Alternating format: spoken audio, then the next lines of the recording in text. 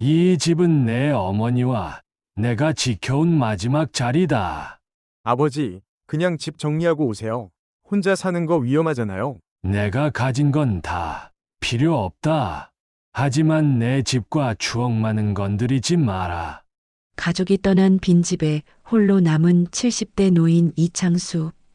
그에게 찾아온 예상치 못한 시련과 거대한 비밀, 그리고 마지막에 내린 놀라운 선택의 이야기입니다. 진정한 부는 무엇이고, 때로는 내려놓는 것이 더 큰 용기일 수 있다는 깊은 성찰을 담은 감동적인 이야기를 들려드리겠습니다. 사연 시작하기 전 구독과 좋아요 부탁드립니다. 알림 설정까지 해주시면 새로운 이야기들이 올라올 때 가장 먼저 보실 수 있습니다. 한적한 시골 마을, 기와 지붕이 낡아 이끼가 낀 오래된 집 한 채가 고요히 서 있었습니다. 이 집의 주인인 이창수 할아버지는 올해 73. 한때는 가족들의 웃음소리로 가득했던 이 집도 이제는 할아버지 혼자만의 공간이 되어버렸습니다. 여보, 오늘 날씨 참 좋네. 창수는 아침마다 아내의 사진에 말을 걸었습니다. 벽에 걸린 낡은 액자 속 안에는 여전히 젊은 모습으로 미소를 짓고 있었죠. 그 옆으로 아들과 며느리, 손주들의 사진이 시간순으로 정렬되어 있었습니다. 라디오에서는 아침 뉴스가 흘러나왔습니다. 오늘 서울 날씨는 맑음, 최고 기온 25도. 창수는 신문을 펴들고 돋보기를 끼웠습니다. 글자가 예전 같지 않아 한 글자 한 글자 천천히 읽어 내려가야 했습니다. 아이고, 세상 참 복잡해졌구나. 정치 기사를 읽으며 중얼거렸습니다. 예전에는 아들과 이런 얘기도 나누곤 했는데, 이제는 한 달에 한두 번 오는 안부 전화가 전부였습니다. 그마저도 아버지 건강하시죠? 뭐 필요한 거 없으세요? 하는 형식적인 대화뿐이었습니다. 점심때가 되어 창수는 냉장고를 열었습니다. 김치와 반찬 몇 개, 그리고 며칠 전 이웃집에서 가져다 준 된장찌개가 전부였습니다. 한 그릇이면 충분해. 혼잣말을 하며 밥을 차렸습니다. 예전에는 상다리가 부러질 정도로 차렸던 식탁이 이제는 너무도 휑하게 느껴졌습니다. 오후 2시쯤 창수는 마당에 나가 빨래를 널었습니다. 바람이 시원하게 불어왔습니다. 날씨 좋은데 손주들이 왔으면 좋겠구나. 도시로 간 가족들은 명절에나 얼굴을 보였습니다. 그것도 하루 이틀 머물다 바쁘다며 다시 돌아갔죠. 해질 무렵 창수는 대문 앞에서 마을을 바라보고 있었습니다. 예전에 비해 집들이 많이 비어 있었습니다. 젊은 사람들은 모두 도시로 나가고 노인들만 남은 마을이었죠.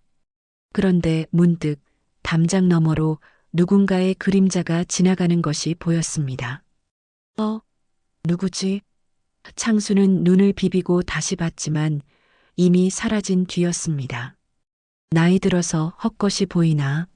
하지만 뭔가 깨름칙한 기분이 들었습니다. 평소에는 이 시간이면 마을이 조용한데 분명 누군가 자신의 집 주변을 서성거리고 있다는 느낌이었습니다. 저녁을 먹고 나서 창수는 텔레비전을 켰습니다.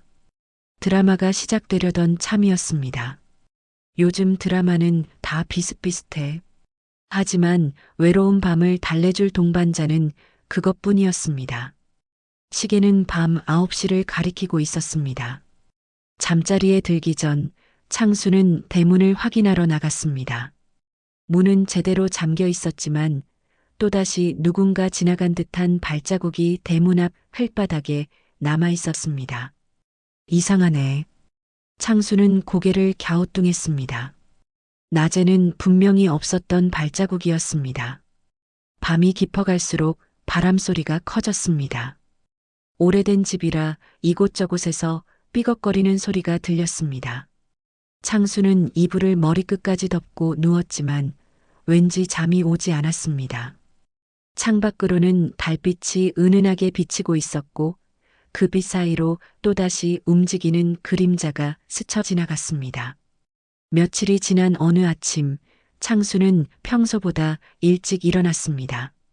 습관처럼 라디오를 켜고 차를 우리려 찬장을 열었는데 분명히 거기 두었던 찻잎통이 보이지 않았습니다. 어디 뒀더라? 창수는 이곳저곳을 뒤져봤지만 찻잎통은 없었습니다. 나이 들어서 깜빡하나 보네. 하지만 어제까지만 해도 분명히 그 자리에 있었던 기억이 선명했습니다.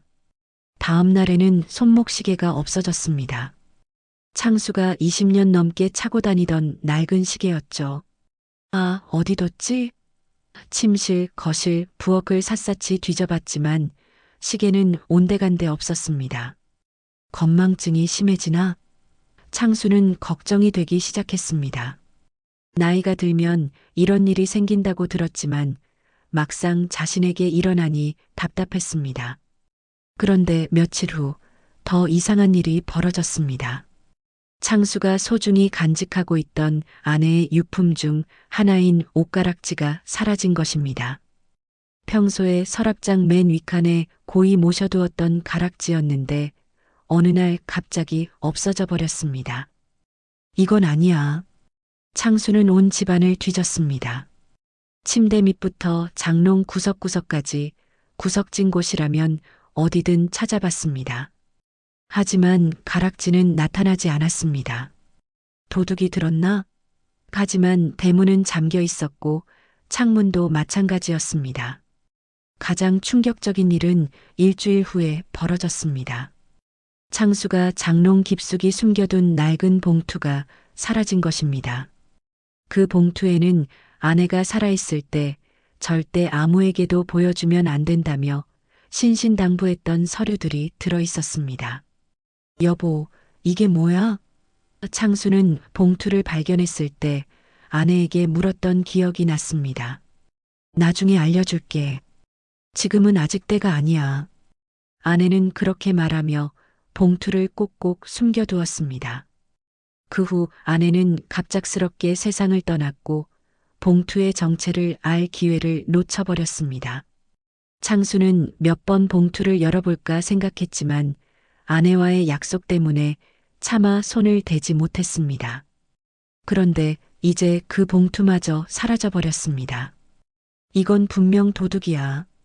창수는 확신했습니다. 그날 밤 창수는 잠들지 않고 거실에서 지켜보기로 했습니다. 소파에 앉아 어둠 속에서 기다렸습니다. 시계 소리만 째깍째깍 울려 퍼졌습니다. 1시간, 2시간이 지났지만 아무 일도 일어나지 않았습니다. 새벽 3시쯤 창수는 졸음에 고개를 떨구고 있었습니다. 그때 현관문 쪽에서 작은 소리가 들렸습니다. 끽. 마치 누군가 조심스럽게 문을 여는 듯한 소리였습니다. 창수는 화들짝 놀라 일어났습니다. 하지만 현관문은 여전히 잠겨 있었습니다. 꿈이었나? 창수는 다시 소파에 앉았습니다. 그런데 아침에 일어나 보니 어젯밤 식탁 위에 놓아두었던 신문이 바닥에 떨어져 있었습니다. 바람도 없었는데 신문이 저절로 떨어질 리는 없었습니다. 분명 누군가 집에 들어온다. 창수는 더 이상 의심의 여지가 없다고 생각했습니다. 하지만 어떻게 들어오는지, 누가 들어오는지는 알 수 없었습니다. 문제는 이 사실을 누구에게 얘기해야 할지도 모르겠다는 것이었습니다. 아들에게 전화를 걸어볼까 했지만 또 아버지가 괜한 걱정한다고 할 게 뻔했습니다. 경찰에 신고하기에는 확실한 증거가 없었습니다. 창수는 혼자서 이 문제를 해결해야 한다는 생각이 들었습니다.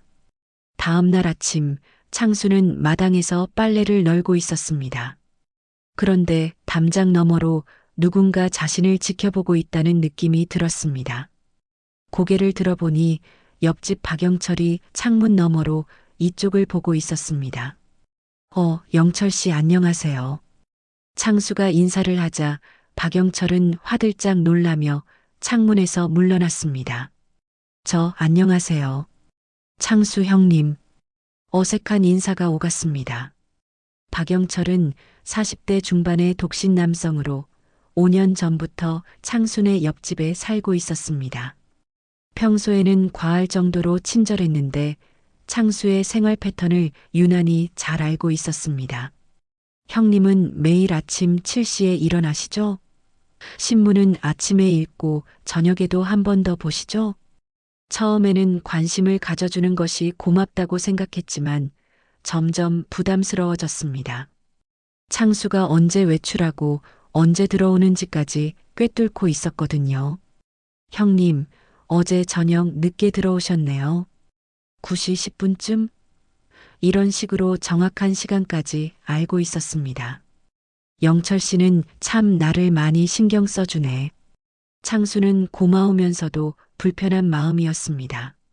그런데 물건들이 사라지기 시작한 후부터는 영철의 행동이 더욱 수상하게 보였습니다. 어느 날 영철이 창순의 집 앞을 지나가며 대문 틈으로 안을 들여다보는 것을 목격했습니다. 뭘 보고 계시나요? 창수가 갑자기 나타나자 영철은 당황했습니다. 아, 그냥 형님 집 화분이 시들어 보여서요. 화분? 창수는 고개를 갸우뚱했습니다. 자신의 집에는 화분이 하나도 없었거든요. 아, 제가 착각했나 봅니다. 영철은 어색하게 웃으며 자리를 떴습니다. 그날 저녁 창수는 마을회관에 갔습니다. 동네 어르신들이 모여 화투를 치거나 이야기를 나누는 곳이었죠. 회장님, 제가 좀 이상한 일을 당하고 있어서요. 창수는 마을회장에게 자신의 상황을 설명했습니다.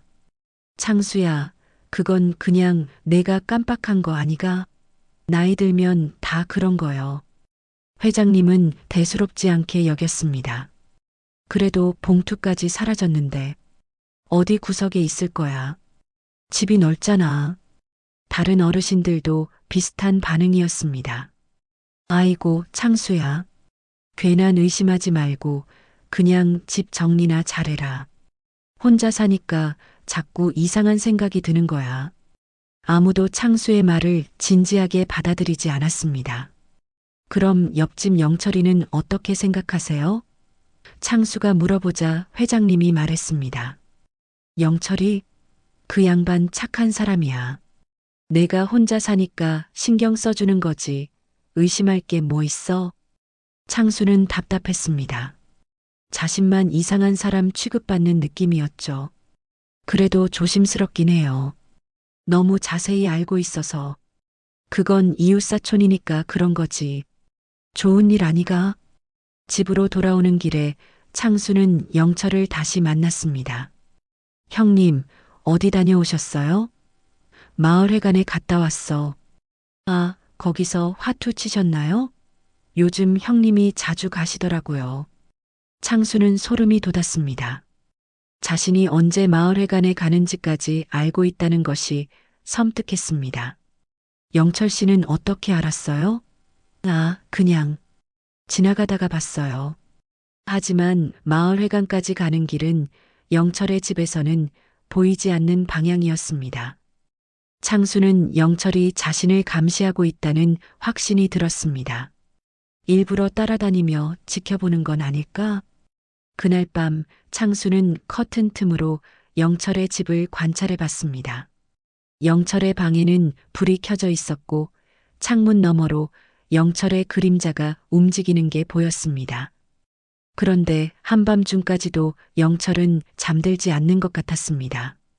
뭘 하고 있는 걸까? 창수는 궁금했습니다.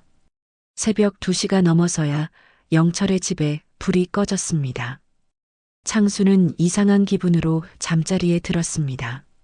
분명히 뭔가 수상한 일이 벌어지고 있다는 생각이 들었습니다. 이튿날 오후 아들에게서 전화가 걸려왔습니다. 아버지, 안녕하세요. 잘 지내시죠? 한 달 만에 듣는 아들의 목소리였습니다. 그래, 잘 지내고 있어. 창수는 반가운 마음과 함께 복잡한 심정이었습니다. 아버지, 요즘 혼자 계시느라 힘드시죠? 제가 걱정이 되어서요. 아들의 목소리에는 걱정보다는 형식적인 의무감이 묻어 있었습니다. 힘든 건 없는데. 다만 창수는 최근에 겪은 일들을 얘기해 볼까 했지만 망설여졌습니다. 다만 뭐요, 아버지? 아니다. 별거 아니야. 창수는 결국 말을 삼켰습니다. 아들이 믿어줄 것 같지 않았거든요. 아버지, 그래도 뭔가 있으시면 말씀해 주세요. 사실 집에서 물건들이 자꾸 없어져서 말이야. 창수는 조심스럽게 말했습니다. 물건이요? 뭐가 없어졌는데요? 찻잎통이랑 손목시계, 그리고 내 어머니 가락지까지. 전화기 너머로 한숨소리가 들렸습니다. 아버지, 그건 아마 아버지가 어디 두시고 까먹으신 거 아닐까요? 나이 드시면 그런 일이 생기잖아요. 역시나 예상했던 반응이었습니다. 그게 아니야. 분명히 누군가. 아버지, 누가 아버지 집에 들어와서 그런 걸 훔쳐가겠어요? 요즘 도둑들이 그런 걸 가져가나요? 아들은 창수의 말을 끊으며 반박했습니다. 내 어머니가 숨겨둔 봉투도 없어졌어. 창수는 더 심각하게 말했습니다. 봉투요? 거기에 뭐가 들어있는데요? 잘 모르겠어. 어머니가 중요한 거라고만 했지. 아버지, 그런 것 때문에 걱정하지 마세요. 아마 집 어딘가에 있을 거예요. 아들은 여전히 대수롭지 않게 생각했습니다. 아니야, 분명히 누군가가. 아버지, 아들이 목소리를 높였습니다. 아버지, 솔직히 말씀드릴게요. 아버지가 혼자 계시니까 이런저런 걱정이 많으신 것 같아요. 그냥 집 정리하시고 저희한테 오시는 게 어때요? 뭐? 창수는 당황했습니다. 아버지 혼자 그 큰 집에 계시는 것도 위험하고 관리도 힘드시잖아요. 서울로 오시면 우리가 모실게요. 이 집을 떠나라고? 네, 아버지. 요양원이나 시니어타운 같은 곳도 좋은 데가 많아요. 같은 또래분들도 만나고 훨씬 안전하게 지내실 수 있어요. 아들은 이미 계획을 세워둔 듯한 말투였습니다. 창수의 목소리가 떨렸습니다. 이 집은 내 어머니와 내가 지켜온 마지막 자리다. 여기에 우리 추억이 다 있는데 어떻게 떠나? 아버지, 추억은 마음속에 있는 거지 집에 있는 게 아니잖아요. 너는 모른다. 창수가 소리쳤습니다. 내 어머니가 마지막에 이 집 잘 지켜달라고 했어. 내가 어떻게 약속을 어길 수 있겠어? 전화기 너머가 조용해졌습니다. 아버지, 저희도 아버지 걱정되는 마음 이해해 주세요. 며느리의 목소리가 들렸습니다. 아버지 혼자 계시는 것보다는 며느리야, 나는 이 집을 떠날 생각이 없어. 그럼 최소한 가정관리사라도 모시세요. 혼자 계시기 힘드시죠? 필요 없어. 나는 충분히 혼자서도 잘 살 수 있어. 창수는 단호했습니다. 아버지, 그럼 언제까지 그렇게 계실 건데요? 아들이 다시 말했습니다. 나이는 계속 드시는데 내가 죽을 때까지 여기 있을 거야. 창수의 목소리에는 확고한 의지가 담겨 있었습니다. 전화가 끊어진 후 창수는 한동안 멍하니 앉아 있었습니다. 가족들도 자신의 편이 아니라는 생각이 들었습니다. 아무도 자신의 입장을 이해해주지 않았습니다. 외로움이 더욱 깊어졌습니다. 5장. 며칠 후 오후 창수가 마당에서 풀을 뽑고 있을 때 대문 밖에서 누군가 안녕하세요 하는 목소리가 들렸습니다. 고개를 들어보니 40대 정도로 보이는 단정한 여성이 서 있었습니다. 누구세요? 창수가 물어보니 여성은 정중하게 인사했습니다. 죄송합니다. 저는 이 지역 부동산을 알아보고 있는 김민정이라고 합니다. 여성은 명함을 내밀었습니다. 부동산이요? 창수는 의외였습니다. 네, 이 집을 혹시 매매할 의향이 있으신지 궁금해서 찾아왔습니다. 창수는 단숨에 거절했습니다. 팔 생각 없습니다. 하지만 여성은 쉽게 포기하지 않았습니다. 그래도 한 번만 가격이라도 들어보세요. 요즘 이 지역 땅값이 많이 올랐거든요. 얼마나 올랐는데요? 창수는 호기심에 물어봤습니다. 이 정도 규모면 최소 5억은 될 것 같은데요. 여성이 말하자 창수는 깜짝 놀랐습니다. 5억? 네, 더 정확한 감정을 받아보면 더 나올 수도 있어요. 그렇게 비싸다고요? 요즘 젊은 사람들이 전원 생활을 선호해서 이런 시골집들이 인기가 많아요. 특히 이렇게 잘 보존된 한옥은 더욱 귀해요. 여성은 집을 둘러보며 말했습니다. 그래도 팔 생각은 없어요.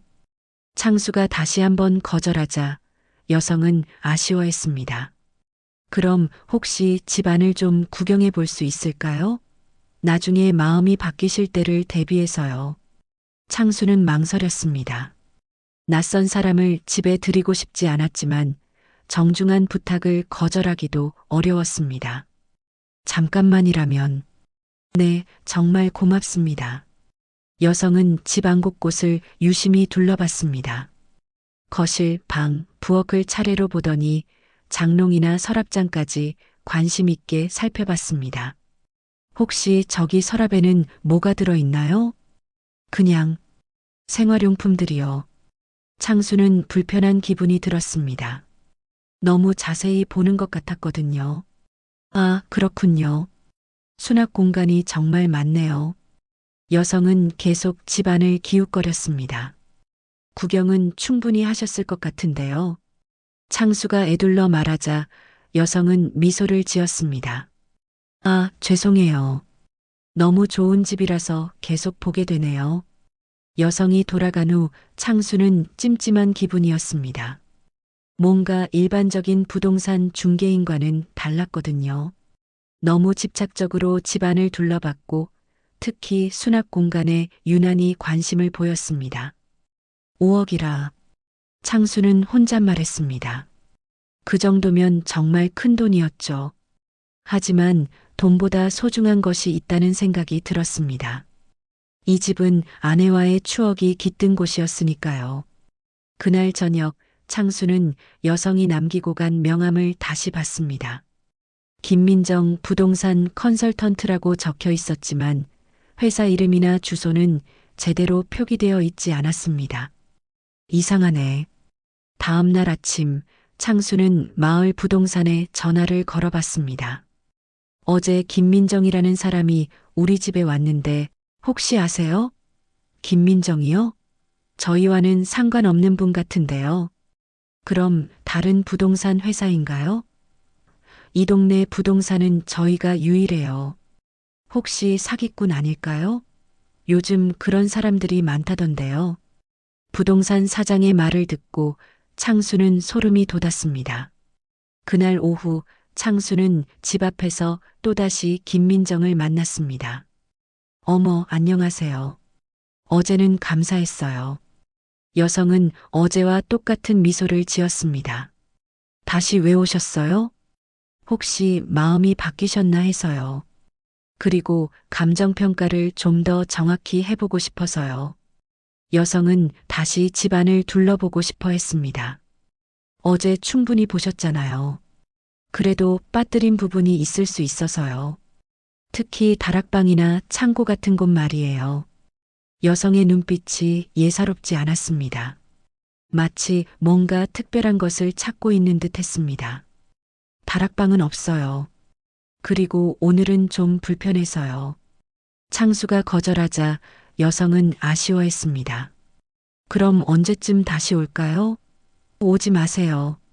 팔 생각이 없다고 했잖아요. 여성이 떠난 후 창수는 불안했습니다. 분명히 뭔가 수상한 일이 벌어지고 있었습니다. 물건이 사라지는 것, 옆집 영철의 이상한 행동, 그리고 이제 정체불명의 여성까지. 그날 밤 창수는 메모장을 꺼내어 최근에 일어난 일들을 정리해 봤습니다. 찻잎통 사라짐 3월 5일, 손목시계 사라짐 3월 7일, 옷가락지 사라짐 3월 10일. 하나씩 적어보니 패턴이 보였습니다. 모든 일이 박영철이 이상한 행동을 시작한 시기와 맞아떨어졌습니다. 그리고 김민정이 나타난 것도 우연이 아닐 것 같았습니다. 분명히 연결되어 있어. 창수는 확신했습니다. 내가 직접 알아봐야겠어. 창수는 결심했습니다. 아무도 믿어주지 않는다면 스스로 해결할 수밖에 없었습니다. 이 집과 자신을 지키기 위해서라도 진실을 밝혀야 했습니다. 일주일이 지난 어느 아침 창수가 신문을 가지러 대문을 열었을 때 놀라운 일이 벌어졌습니다. 며칠 전 사라졌던 그 봉투가 현관 앞에 놓여 있었던 것입니다. 창수는 눈을 의심했습니다. 분명히 사라졌던 봉투가 대문 앞 돗자리 위에 말끔히 놓여 있었습니다. 마치 누군가 일부러 갖다 놓은 것처럼요. 이게 어떻게... 봉투를 집어들어 보니 예전과 똑같았습니다. 아내가 붉은 끈으로 단단히 묶어둔 그대로였죠. 하지만 뭔가 이상했습니다. 봉투의 상태가 너무 깨끗했거든요. 먼지 하나 묻어 있지 않았습니다. 누군가 이걸 가져갔다가 다시 가져온 거야. 창수는 확신했습니다. 그런데 왜 다시 가져왔을까요? 봉투 안의 내용물을 확인해 본 후 돌려준 건 아닐까 하는 생각이 들었습니다. 집으로 들어와 창수는 한참 동안 봉투를 바라봤습니다. 아내와의 약속 때문에 지금까지 열어보지 않았지만 이제는 열어봐야 할 것 같았습니다. 여보, 미안해. 이제는 알아야 할 것 같아. 떨리는 손으로 붉은 끈을 풀었습니다.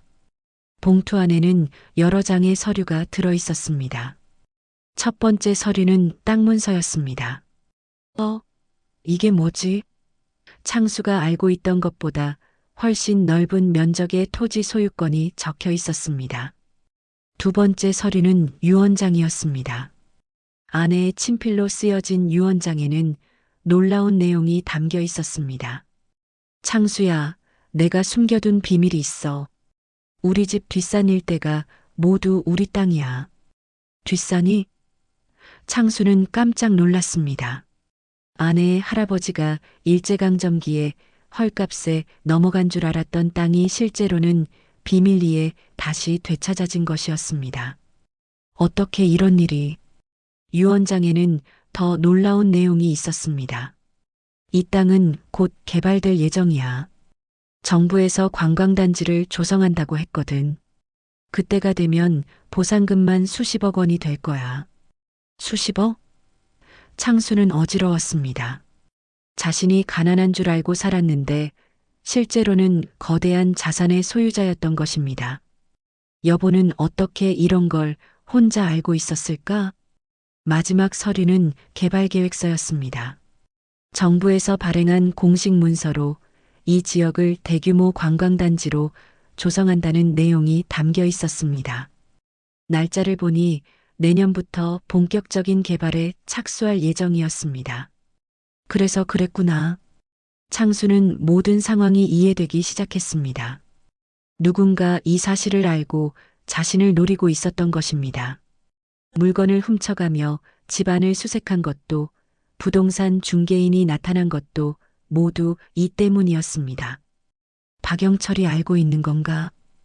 창수는 옆집을 바라봤습니다. 영철이 유난히 자신의 생활을 감시했던 것도 이제 이해가 됐습니다.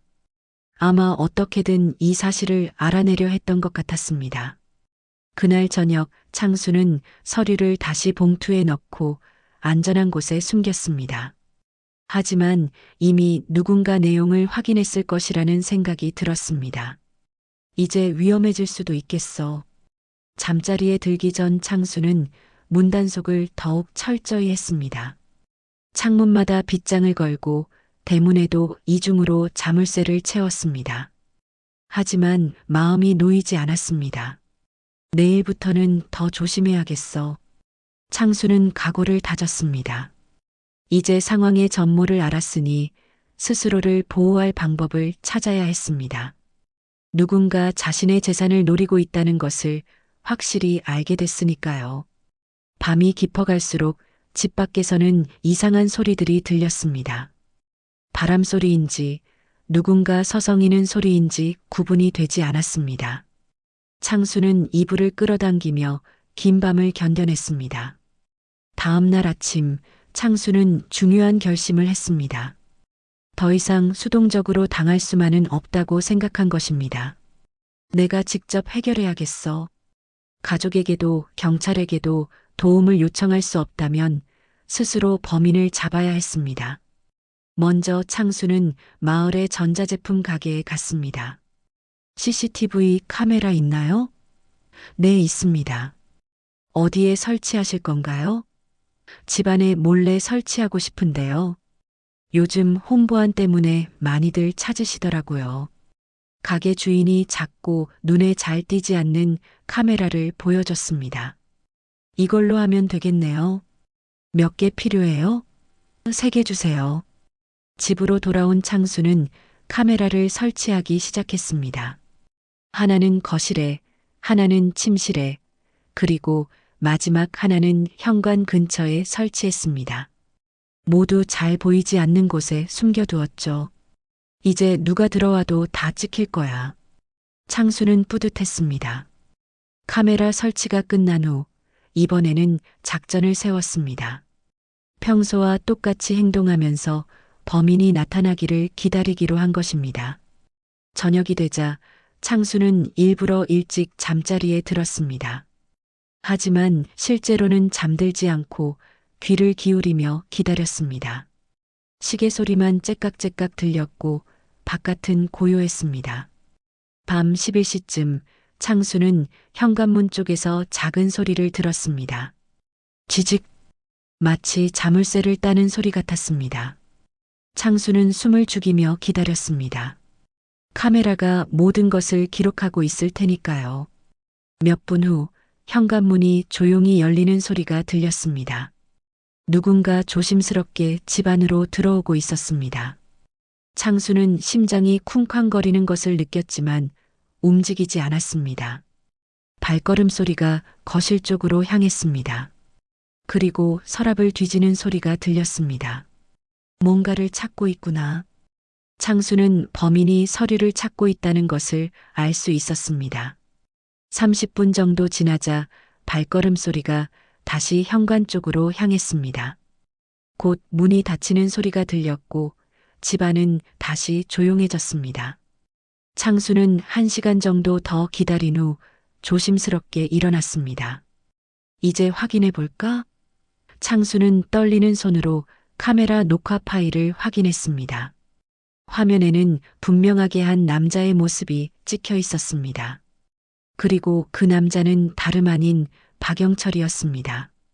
역시 영철이었어. 창수는 분노보다는 실망감이 들었습니다. 그동안 친절하게 굴었던 이웃이 실제로는 자신을 노리고 있었던 것입니다. 왜 이런 짓을 했을까? 영상을 더 자세히 보니 영철은 집안 곳곳을 뒤지며 뭔가를 찾고 있었습니다. 특히 서류를 찾는 듯한 모습이었죠. 아직 서류를 찾지 못한 것 같네. 창수는 안도했습니다. 그런데 다음 날 아침 더 놀라운 일이 벌어졌습니다. 영철이 창순의 집 앞에서 기다리고 있었던 것입니다. 형님, 안녕하세요. 오늘 날씨 좋네요. 평소와 똑같은 밝은 표정이었습니다. 영철 씨. 창수는 복잡한 심정이었습니다. 어젯밤 영상을 본 후라 영철을 보는 시각이 완전히 달라졌습니다. 뭔가 할 말이 있어서요. 영철이 말했습니다. 할 말? 네, 형님께 중요한 제안을 하나 드리고 싶어서요. 영철의 눈빛이 예전과 달랐습니다. 마치 모든 것을 알고 있다는 듯한 표정이었죠. 창수는 긴장했습니다. 무슨 제안인데? 집안에서 얘기하면 안 될까요? 영철이 물어봤습니다. 창수는 잠시 망설였지만 상황을 정리할 필요가 있다고 생각했습니다. 들어오세요. 이제 모든 것이 드러날 때가 온 것 같았습니다.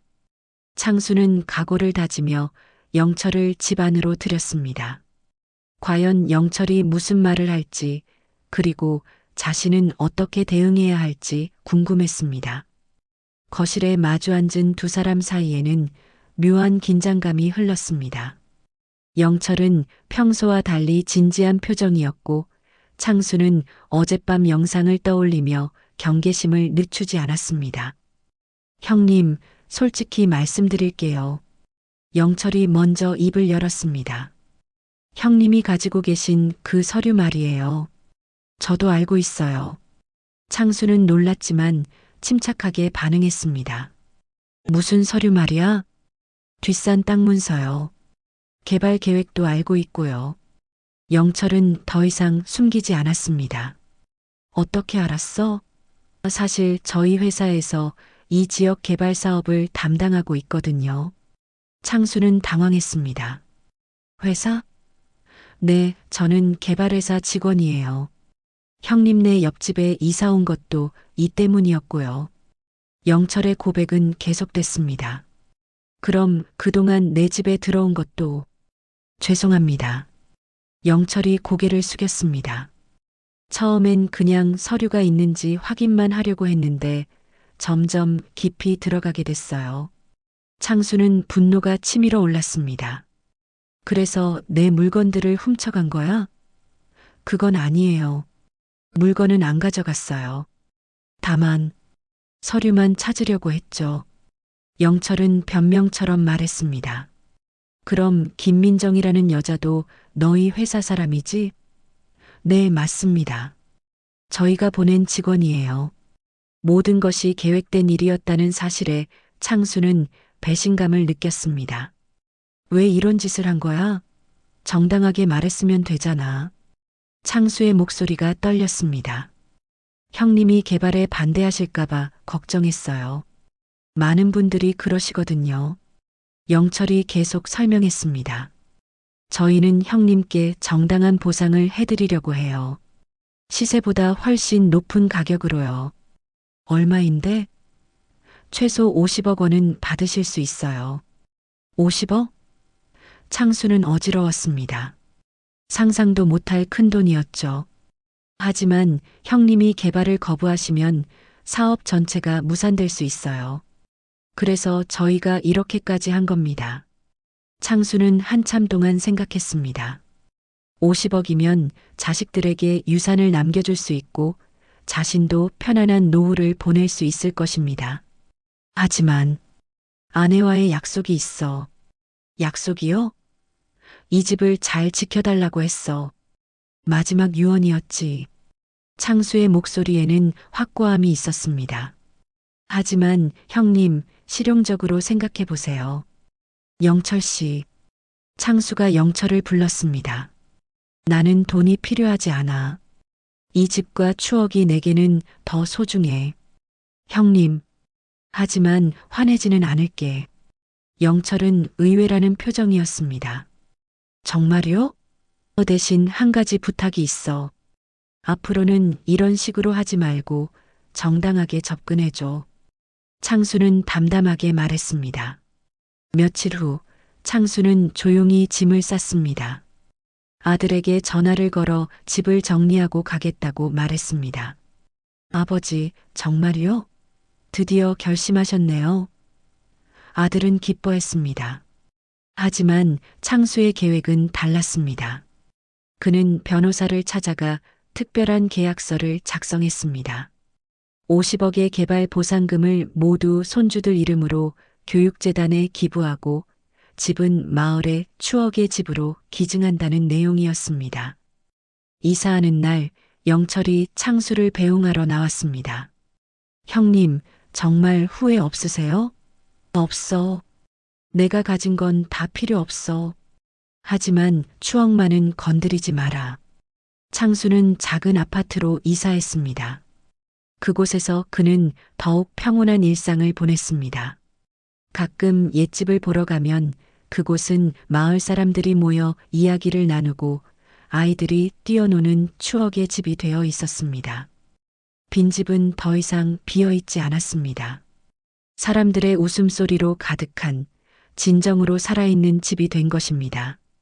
창수는 창가에 앉아 그 모습을 바라보며 미소를 지었습니다.